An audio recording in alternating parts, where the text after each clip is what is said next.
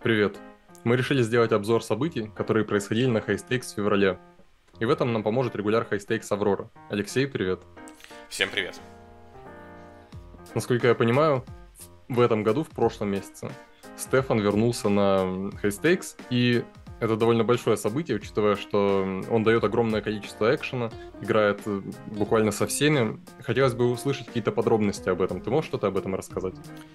Эм, Да, все действительно так. Стефан в январе после полугодового перерыва вернулся за столы. И, как часто бывает у игроков его уровня, с его подходом к селекту он сразу ворвался в самые тяжелые составы.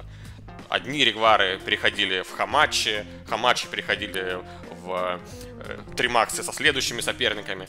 То есть Стеф, как батя онлайн-покера, играет без перерыва со всеми марафонские 10-часовые сессии. В январе он был, наверное, в топ-5 по количеству раздач, а в феврале он с двух ников вошел в топ-10. Он одновременно и на 9 месте, и на 5.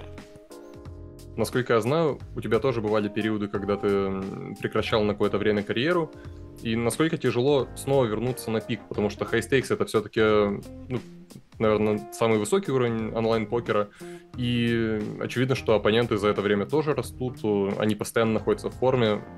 Что ты можешь об этом рассказать? То есть насколько сложно возвращаться после перерыва?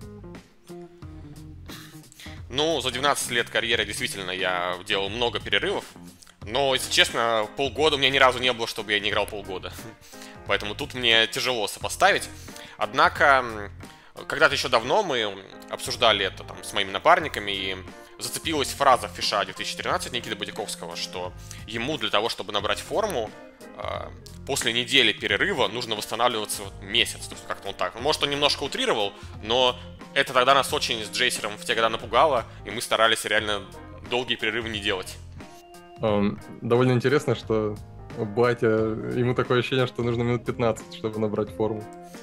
Да, все так. Я уверен, что Стеф сразу прыгал в регвары без ну, может быть, там для вида посмотрел что-то, либо там за игрой друзей. В любом случае, то есть, когда ты уже един с покером, он занимает неотъемлемую часть твоей жизни, там, особенно с молодого возраста, твои друзья играют в покер, твое окружение обсуждает покер. То есть даже находясь там на отдыхе, там, полугодовом, ты все равно плюс-минус остаешься на волне. Так же, кстати, было у меня. То есть, ты из игры не выпадал, ты помогаешь там разбирать задачи друзей, там, кому-то отвечаешь на какие-то вопросы в личке. И поэтому восстановление не такое, что вот ты прям полгода не занимался ничем связанным с картами. И, кстати, интересно, что Стефан прямо с самого старта, после возвращения, показал довольно неплохой результат в январе, если я не ошибаюсь. Да, в январе он действительно вошел в топ-виннеры. И по количеству раздач, как я сказал, и по выигрышу. В феврале по профиту не все у нашего спортсмена так гладко, но он, безусловно, я как человек, который с ним пересекался столами, могу сказать, что в феврале он был в очень хорошей форме. Он прям максимально разваливал.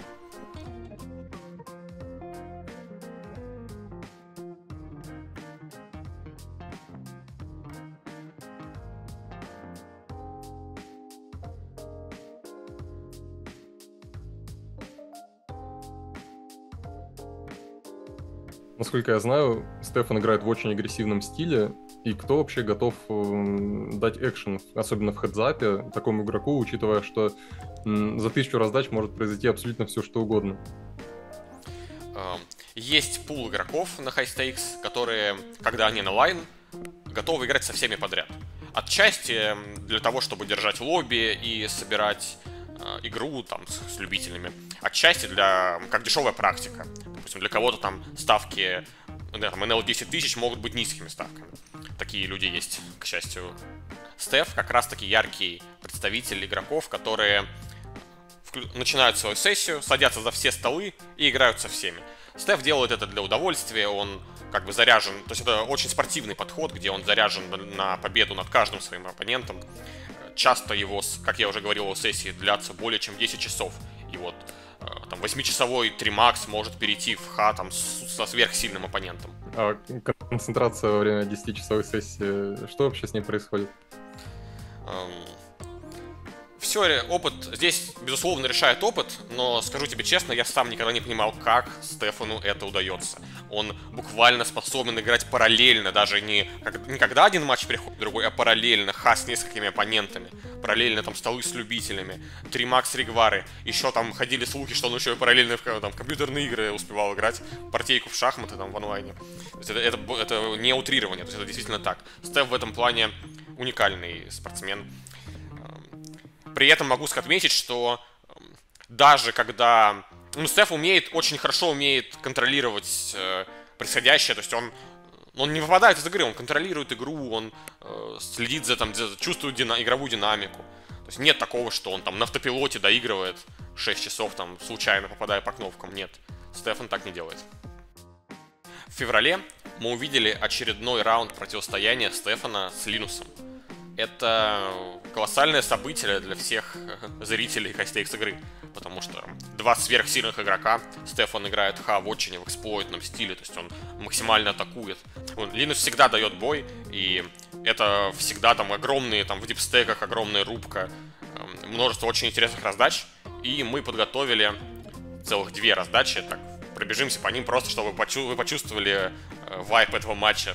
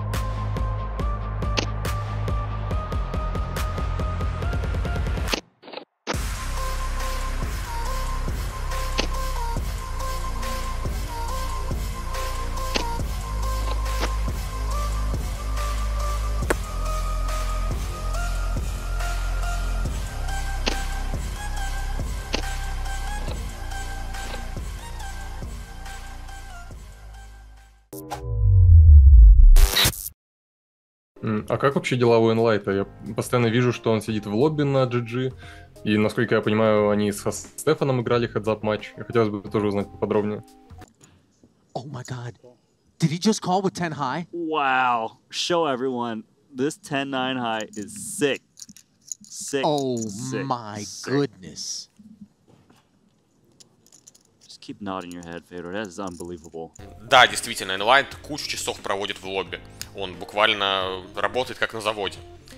Декабрь, январь, февраль, у него там какое-то колоссальное количество часов, там на 2+2 в теме, люди восхищаются его работоспособностью. Но со Стефаном Витя особо не любит играть.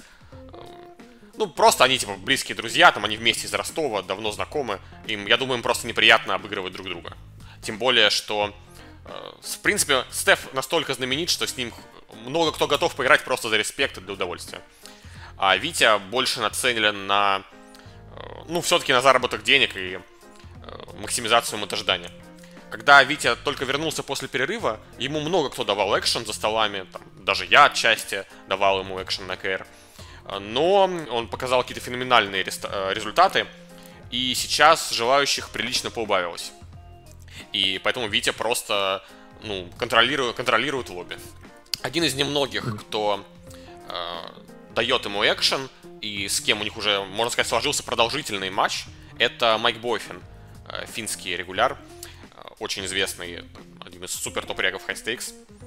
И особенность их матча в том, что он довольно спонтанный. То есть они не договаривались на какое-то определенное количество раздач, просто когда совпадают, их онлайн совпадают, они играют. Обычно там такие матчи длятся недолго, но они уже наиграли там, ну, я думаю, 10, ну, больше, чем 10 тысяч раздач, это не так мало. Насколько я знаю, Майк Бойфин это вот как раз один из тех игроков, которые очень много играли хедзап в прошлом, но он был замечен и в 6 Максе. Расскажи, пожалуйста, на чем он сейчас специализируется и как вообще идет его карьера? Ну, вообще ровно наоборот. То есть он всегда играл только 6 Макс, и потом уже, когда неимоверно разбогател, скажем так, он, как и все финны, очень любит играть 1 на 1 и сконцентрировался на игре 1 на 1. То есть он много играл с Бересвитом, там, с Линусом, с тем же. То есть он в целом, сейчас его даже можно сказать, что он специалист именно по игре 1 на 1.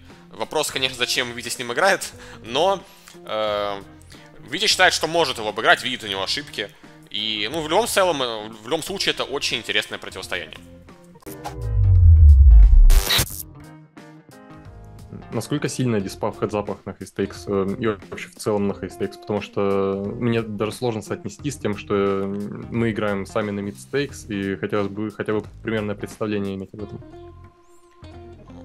Ну, основная разница между диспой и диспой в классических там ринг-играх там, на 6 и 9 макс, это в том, что в игре 1 на 1 гораздо больше средний размер банка. То есть, там, если играешь 3 макс, у тебя тоже будет средний размер банка больше. Просто потому, что вы там чаще играете большие банки, диапазоны шире, вы там больше трибейтите. То есть там, на фулл-ринге у тебя в пип будет в среднем там, 16, а в 1 на 1 у тебя там, общий пип 80. Как бы этот размер среднего пота сильно увеличивается диспа. Что касается матча Вити и Майк Бойфина, он еще и проходит на разных площадках и на разных лимитах. То есть, допустим, на АГГ они играют NL 20 тысяч, а на КР они играют NL 10 тысяч. И, соответственно, так сложилось, что Витя выигрывает на АКР, где лимит подешевле, и проигрывает на ГГ, где лимит подороже.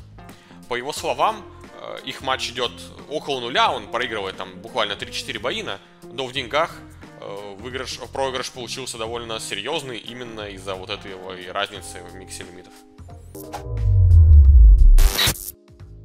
Насколько тяжело хедзап-специалистам переходить в 6 макс и наоборот, потому что, если я правильно понимаю, на хай-стейкс очень желательно уметь и то, и другое. Это довольно тяжелый и комплексный вопрос, но, как это понимаю я, адептам равновесной игры, вот, которые очень много работают с солверами, им, возможно, полегче, потому что они лучше понимают именно как распределение диапазонов, там, вот, да, кому там какие типы бордов больше подходят. То есть это можно как-то спроецировать с 6 макса на хедзап. Но если мы говорим именно о переходе из 6 макса в хедзап, а вот таким чистым эксплуататорам, им, конечно, нужна гораздо большая подготовка, потому что их наработки, они просто будут не так эффективны. То есть какие-то вот твои концепции, которые ты сам себе придумал, там, да, они опираются на твое понимание игры в 6 максе. А в хедзапе там как бы, оно может уже просто может не работать. То есть, там, условно, там ты понимаешь, какие текстуры хорошо блофкейчить, какие там плохо. И в хедзапе это будут совсем другие текстуры. Поэтому, но в любом случае безусловно требуется отдельная подготовка, потому что многие типовые ситуации будут сильно отличаться. Поэтому 6 Max и Аркам я советую очень осторожно играть 1 на 1. Если говорить наоборот, то о переходе хапперов в 6 Max, то на самом деле очень мало успешных примеров, когда топовый хаппер одновременно разрывал бы и приходил из ха и разрывал бы в 6 максе. Обычно, на самом деле, все их попытки заканчиваются не очень хорошо. 6 макс регуляры радостно играют с ними 3 максы. Потому что у них, на самом деле, даже... я могу по своему опыту сказать, вот когда садится играть к тебе хаппер в 3 макс, да, ты понимаешь уже даже, где у него будут типовые ошибки. То есть ты примерно понимаешь даже заранее, где что он будет играть неправильно.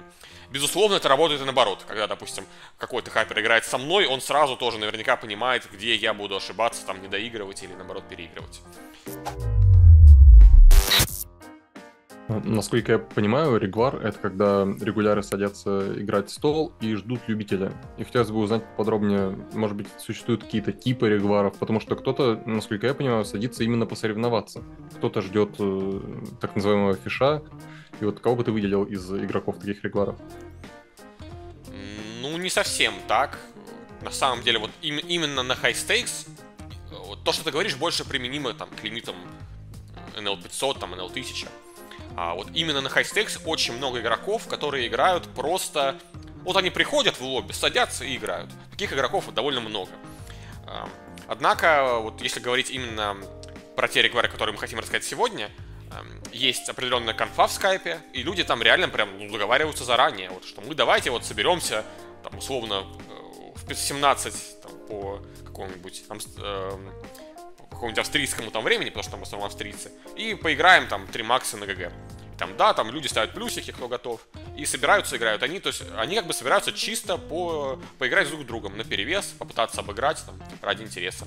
Причем многие, вот я удивился, супер крутой игрок, там, Таксхир, там, сейчас это один из лучших игроков в мире, он вообще играет с телефона эти регвары. Он буквально с телефона открывает 2 столика регваров и играет 3 макса. Вы сейчас видите его результаты на ГГ и понимаете, что это не такая плохая стратегия. Та раздача Стефана, кстати, свалит 9 против десятка, как раз против Таксхира. Не удивлюсь, если он и ее с телефона играл. Вот, поэтому такой вот самый скилловый тип, ну не то что скилловый, самый скилловый тип регваров, когда люди просто договариваются заранее поиграть. Но если туда кто-то к ним... Бывает даже такое, что вот они играют регвар, там, или ха-матч, к ним садится любитель, и они закрывают этот стол, переходят на другой и продолжают играть свой регвар. Это очень интересно, потому что, если я правильно понимаю, еще очень сильно решает форма. То есть то, в какой форме находится человек, когда играет регвары. Я помню, совсем недавно Дэвид Джонс считался одним из лучших. А кто сейчас в лучшей форме, на твой взгляд? Кто сейчас показывает лучшие результаты в этих регварах? Ну, на мой взгляд, Дэвид Джонс и сейчас в замечательной форме и показывает отличные результаты. Он почти что вышел в плюс на ГГ. Он был в сильном минусе, играл без реалнейма, его ник Лемонхаус. И сейчас он практически отмазался, я думаю, вот-вот ему дадут реалнейм. Как раз таки благодаря тому, что успешно... Ну, он сейчас в отличной форме, ну, как мне кажется. Хотя вот он, наверное, был в отличной форме в январе, в феврале он играл мало, но, безусловно, Дэвид Джонс по-прежнему, я думаю, один из фаворитов этих регваров. А так, вот вышеупомянутый Кевин Пакью, я думаю, сейчас в великолепной форме, по моим ощущениям. Опять же, я думаю, кстати, вот Стефан тоже набрал очень... То есть он сейчас очень хорош, то есть он очень... У него может быть уже теоретическая подготовка, у него... В чем-то чуть-чуть, возможно, уступает, но он так хорошо вот чувствует диапазон, он максимально запутывает игру настолько, что уже как бы теоретическая подготовка других в стандартных ситуациях уже им не помогает. То есть Батя уводит игру на свое поле и там показывает мастер-класс. А вот эта ситуация с реалнеймами очень интересна, потому что я знаю, что у некоторых любителей есть настоящие имена. Почему кому-то могут выдать, например, реальное имя на ГГ, а кому-то нет? На ГГ довольно странная система. Они выдают реалнейм не за количество выигранных боинов, а за количество выигранных денег. И тут может случиться казус, что вот там вот условный любитель зашел поиграть в какой-то дорогой лимит, НЛ 40 тысяч, там, выиграл буквально там 3-4 боина, и ему дали реалнейм. То есть, поэтому вот в этот момент, что нужна абсолютная цифра выигрыша, она как бы создает такое, что да, многие, ну, не то что многие, таких на самом деле, может быть, человек 5, и это такие любители очень продвинутые, то есть они уже как бы навязывают борьбу, то есть они действительно получают реалнейм, да. Также реалнейм можно получить, если ты выиграл какой-то там крупный турнир, или там показал успешную серию выигрышей в турнирах, что тоже, как мы знаем, турниры может выиграть практически любой человек, если ему хорошо сложится. Один конкретный турнир может выиграть любой человек, которому хорошо сложится. А что можешь рассказать о Начо? Потому что, если я не ошибаюсь, какие-то огромные банки были разыграны им с любителем в этом месяце. Хотелось бы узнать поподробнее. Про это будет в нашей следующей теме, но про Начо могу рассказать, что это молодой испанский регуляр. Я удивился ему, там, на вид вообще там года 23, по факту вроде бы 26. Но он сейчас активно играет все самые дорогие игры, едет на все самые дорогие турниры хайроллерские, там он недавно был на Багамах. Сейчас вот вы смотрите этот выпуск, и можете одновременно, наверное, наблюдать его приключения на Тритоне во Вьетнаме. Этот месяц для него действительно был не очень удачный, он много проиграл, но, поверьте, у него нет проблем с деньгами, он много выиграл до этого, плюс... Наверняка, то есть, когда там ты проигрываешь много когда игрок такого уровня много проигрывает на самых высоких лимитах, обычно он там частично продает экшен, все-таки его, и поэтому, то есть, там, минус обычно не такой огромный, как он, то есть, больше смысла смотреть в боинах, нежели в реальных деньгах. То есть, там, если вот он плюсует на НЛ 10 тысяч, а потом там, буквально проиграл 2 боина на НЛ 200 тысяч, там, это 400 тысяч долларов, 40 боинов с НЛ 10 тысяч, то в реальности, скорее всего, он продавал доли, и именно у него все нормально. Начо интересен, наверное, лично для меня он интересен тем, что вот даже вот когда мы с ним вместе были там на прошлом тритоне на Кипре, буквально вот мы с ним за завтраком здороваемся, потом я так для интереса тоже иногда открываю лобби, посмотреть, что вообще происходит, и вижу, что он еще и там буквально за 30 минут там до начала турнира заходит поиграть полчасика там кэш, там какие-то 3 макс. Он очень вот такие бывают очень короткие сессии заходит поиграть, просто чисто проверить там, кто в лобби сидит. Буквально нам на 10, бывает, что вот он садится, 5 минут играет, уходит. И там идет к другим. То есть он, когда, видимо, когда у него есть свободное время и нечем заняться, он может вот так реально с ничего, без подготовки открыть столики, сесть, поиграть, закрыть. Это, наверное, не очень профессиональный подход, потому что, допустим, когда там, в мое время, когда я был молод и там, поднимался по лимитам, мы там, знаете, вообще там буквально ты не мог сесть, стартануть сессию без там 20-минутной подготовки, там, условно, там, какие-то там настраивался, там, да, там, разминался где-то, посмотрел раздачи. Вот. У сегодняшних супер топрягов часто бывает другой подход, они могут вот буквально на 10 минут залететь, проверить обстановку и закрыть столы. Очень интересно, а можешь рассказать подробнее про эту подготовку? Потому что, если честно, я сам не то чтобы очень много об этом знаю. Ну, это не то, что какая-то прям по пунктам структурированная разминка. Хотя у некоторых бывало и такое, насколько я знаю. Но обычно, играя там даже уже, допустим, на твоем уровне, ты уже примерно понимаешь там свои основные ошибки. Там, условно, там, могу назвать твою одну из ошибок, что если игрок с ником BRD если игрок с ником BRD решил блефовать, то он выведет вас на весь стек. Это единственный способ, который он умеет. И вот условно ты понимаешь там какие-то свои ошибки, и ты их, ну, концептуально там перед сессией ты там, условно напоминаешь себе о них, что вот я там уделять больше внимания игре там ББ против СБ, там больше блефов без айкоки, там, то есть ситуации, которые у тебя на автопилоте плохо работают, ты их как бы заставляешь их, ну как бы их перенести из автопилотной ситуации там в сферу там вот этой осознанной компетенции. Насколько я знаю, на NL 100K была очень дорогая игра недавно с любителем. Насколько часто вообще бывает такая игра? Вообще довольно редко.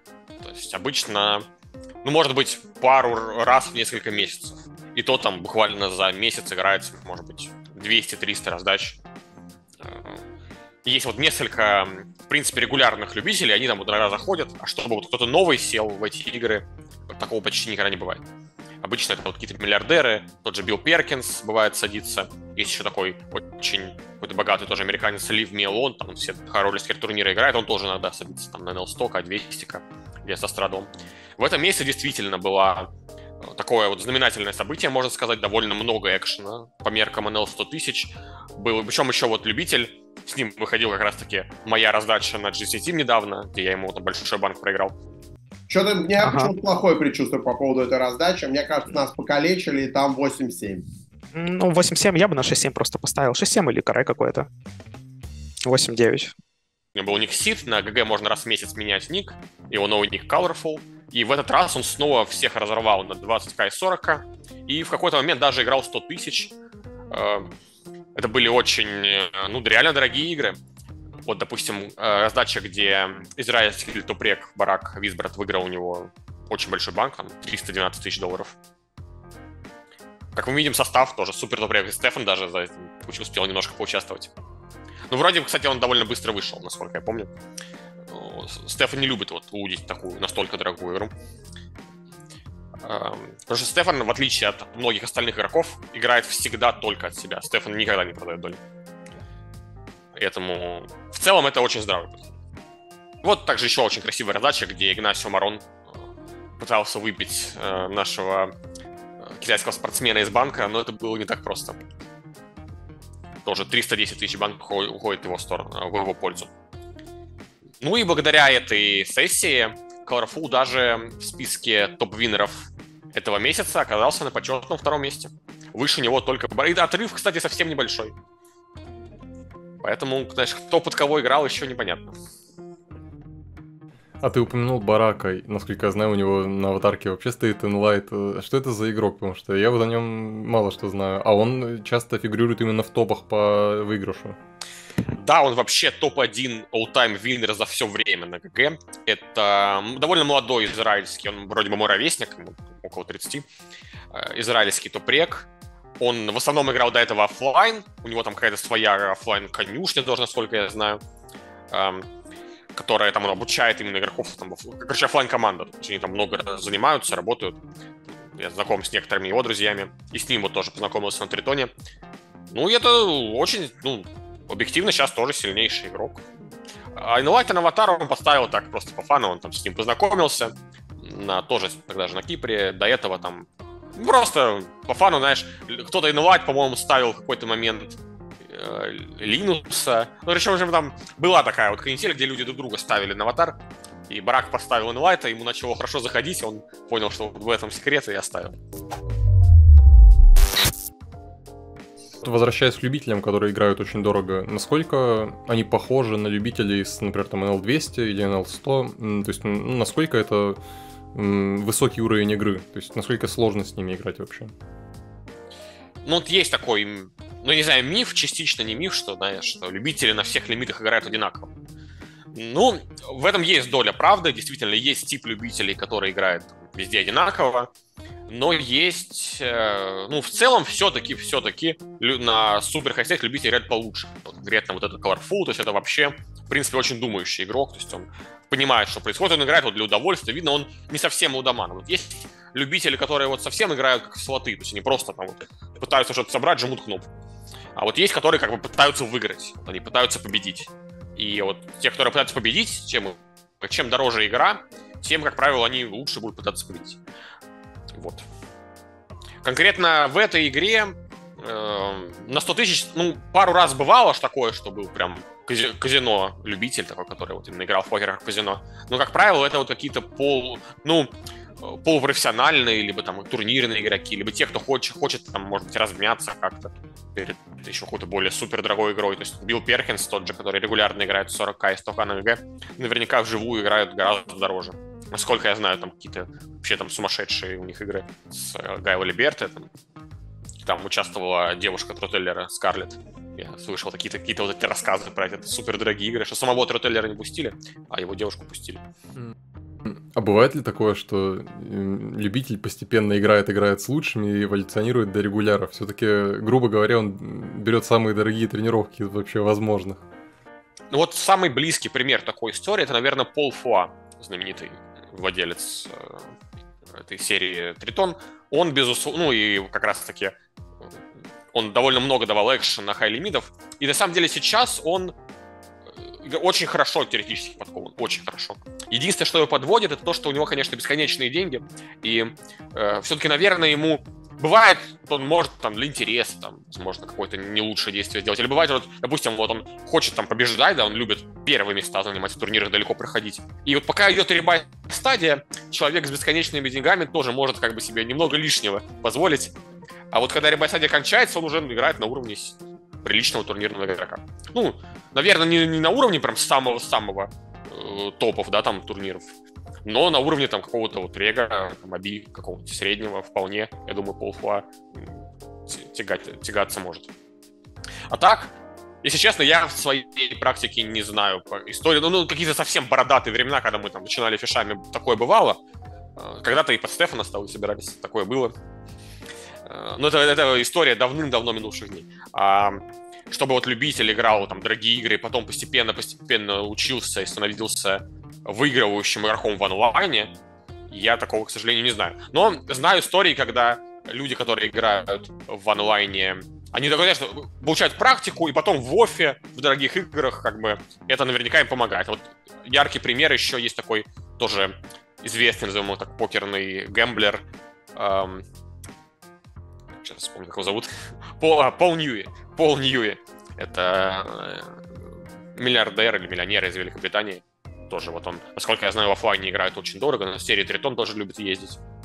И при этом он очень, вот, по крайней мере, в мое время, когда там, я еще там, пару лет назад он очень любил на PokerStars поиграть, там, NL 5 тысяч, 10 тысяч, где он абсолютно не стеснялся, что как бы игра собиралась под него. Уверен, что он спокойно играл, получал удовольствие.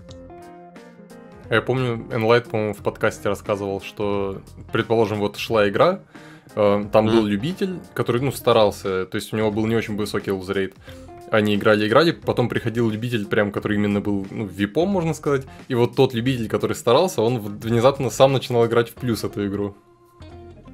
Ну да, такое, конечно, возможно, конечно, тут... я думаю, в оффлайне такое происходит регулярно. В онлайне все-таки пореже. Но даже такое недавно было. Действительно, игрался, я помню, как-то вот NL 40 тысяч стол с... Там, человек, он очень сильный такой продвинутый любитель, он выиграл там турнир, $1 миллион в турнире на ГГ, и пошел поиграть в кэш, и у него там, кстати, даже Real Name как раз-таки был, и под него стол как бы не собрался, был пустой слот, где такой вот там 4 макс, по-моему, игрался вообще даже, где он, наверное, все-таки играл в минус, может быть, даже приличнее, потому что он так аккуратно играет, а в 4 максе все-таки нужно за банки поактивнее бороться. И вот за этот стол именно в 4 макс сел прям другой супер любитель с огромным лузрейтом.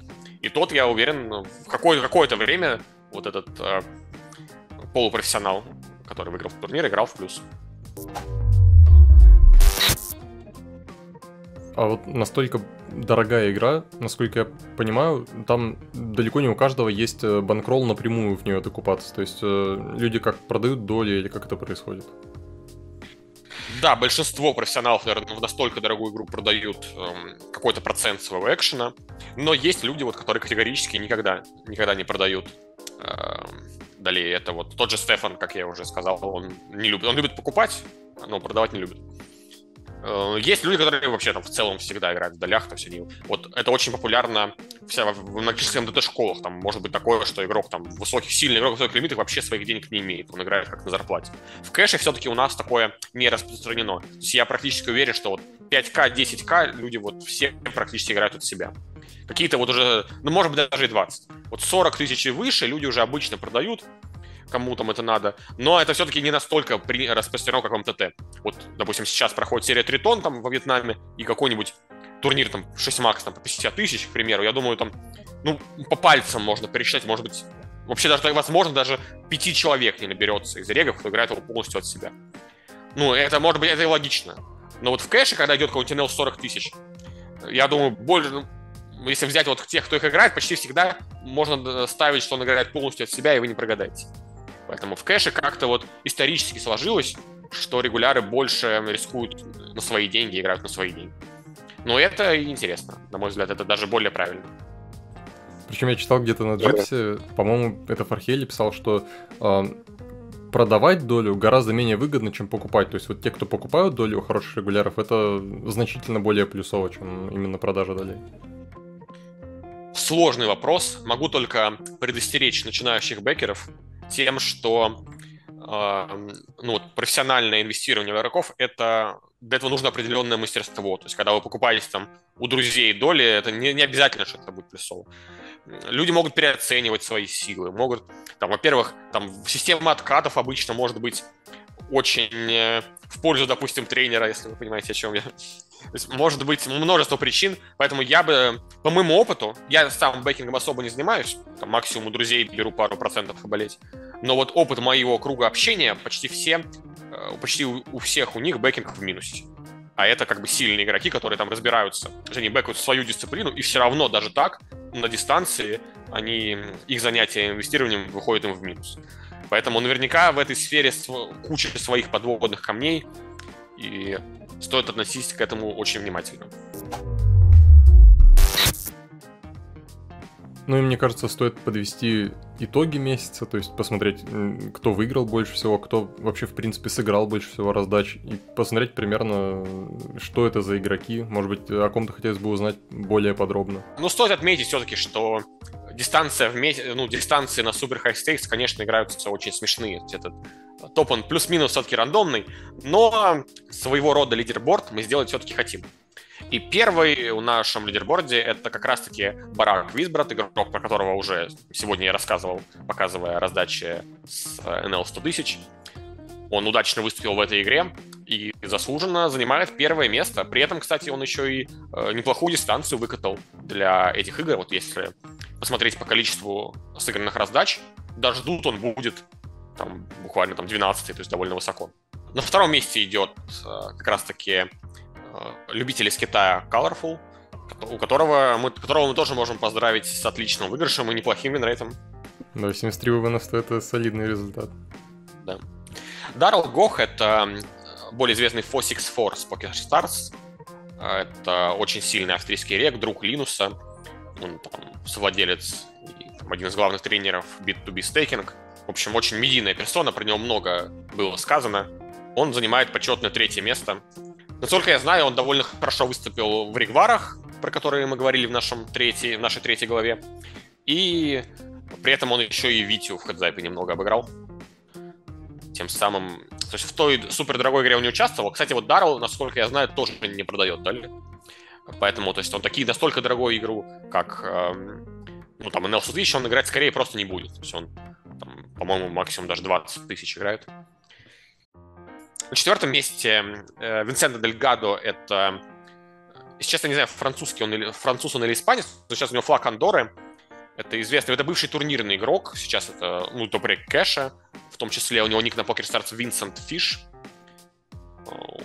Очень агрессивный. Вот, на самом деле он чем-то похож на Стефа, и очень весело играть, когда они вместе за столом. Там всегда такая прям крутая рубка происходит. То есть оба сверхсильные, агрессивные игроки. Опять же, в обзоре раздач хай-стейк раздач от Джипси, который недавно выходил, была, по-моему, с ним раздача, ее обозревал Ай Крачевский.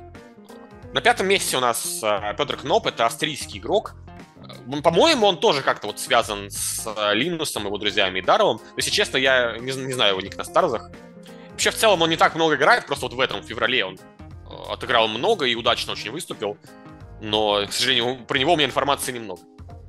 Так, на 6-м месте Цета Анни, это немного подозрительный игрок с VPN. Там, насколько я знаю, он специализируется исключительно на игре 1 на 1. И, кажется, вот это его выигрыш, это он, по винрейту это можно понять. По-моему, он с кем-то играл 1 на 1. И как можно понять, выступил довольно успешно. Вот есть конфа регов High-Stakes, где там, подозрительных игроков пытаются обсуждать вообще, кто это. И вот финское, лобби хедзаперов очень интересовалось, откуда он вообще взялся. Но в его оправдании могу сказать, что этот человек играет довольно редко. Там он буквально раз в пару лет приходит, на пару раздач сыграет, и потом пропадает. Поэтому я все-таки думаю, что он честный игрок, просто у него удачно сложился месяц, с чем я его поздравляю. Каян Мок на 7-м месте — это турнирный игрок, рек кэша. Он в последнее время удачно выступает в МТТ. Yeah, and he goes all in, and it's just incredible. Really putting Machado in the blender. You know, this is the biggest hand of EPT Barcelona. Gets the set to fold. Well done. Плюс он недавно, в январе, он выиграл у Стефана. В хедзапе там было много красивых раздач. И в целом там тоже были несколько 500 ББ плюс банков. На 8-м месте Эс Гуинард — это Себу Покер, у него был ник на American Card Room. Это бывший рек хедзап СНГ, насколько я знаю, из барабанной дробь Швейцарии, как и Линус. То есть это еще один швейцарский регуляр. Если честно, я довольно мало про него знаю. Знаю, что вот он... Это точно бывший рек Хай СНГ, потому что он специализировался на хедзапе в коротких стеках. И вот первый раз он начал играть на АКР, много там играл, но потом его там забанили якобы за использование префлоп-чартов, по его словам. Но, так, по ощущениям, опять же, моим, то есть я немало наиграл, он более-менее честно играл, потому что вот все-таки в 3 Max Plus играх было видно, что это вот именно хедзап игрок, играющий 3 Max Plus игры. Вот. А так на АКР он играл там Хас с очень сильными игроками, насколько я помню. Он играл с тем же Мунизом Старом, он играл, да, на American Card Room. На 9-м месте I Love Аврил Лавин. Это американский рек, который активно играет на КР. На ГГ, насколько я знаю, он не играет, поэтому реал-нейма я его не знаю. Но вроде как на него там кто-то ручался из известных американских регов. То есть это просто крутой игрок, который удачно сыграл 9000 раздач и оказался на 9-м месте. Поздравим его с этим. На 10-м месте Джей Ван Дик. Есть пул голландско-французских шортстеков, то есть они вот исключительно на ГГ играют. Ну и на КР тоже только короткие столы играют, там, условно, там в 10-40 ВБ стеках. И их, ну, прям несколько, там, человек 6. И вот Джей Ван Дик — это один из них. Там, наверное, люди, которые увлекаются со стримами Иннера, знают их всех поименно. Там Роберт Висконти, там, и прочие главные враги Иннера на его стримах. Это вот голландско-французские шортстеки. То есть топ-виннером этого месяца становится Барак. С чем мы его, собственно говоря, и поздравляем. Да, Барак получает нашу первую ачивку виннера февраля 2023 года. И довольно, наверное, даже хорошо, что нашу первую ачивку получил игрок, занимающий первое место по профиту за все вообще время существования ГГ покера.